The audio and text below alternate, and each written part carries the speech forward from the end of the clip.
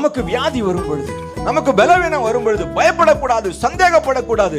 இன்னும் விசுவாசத்தில் உறுதியாக இருக்கணும். கர்த்தர் எதை செய்தால் எனக்கு நன்மைக்காக அதை செய்வார், ஒரு நாளும் தீமை செய்யவே மாட்டார் என்று ஆண்டவர் மேல நம்பிக்கையோடு இருக்கும் பொழுது நாம எனக்கு தந்த என்னுடைய விசுவாசத்தினாலே அதை மேற்கொள்ள கர்த்தர் நமக்கு உதவி செய்வார்.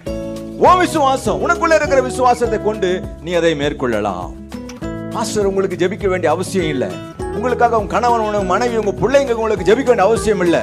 உனக்குள் இருக்கிற அந்த விளையேற பெற்ற விசுவாசமே உனக்கு தெய்வீக சுகத்தை தரும்.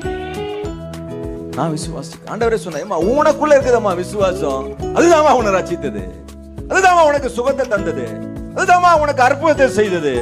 இதெல்லாம் உதாக அன்பானவர்களே, எனக்குள் இருக்கிற விசுவாசம் எனக்கு என்னது தருங்க?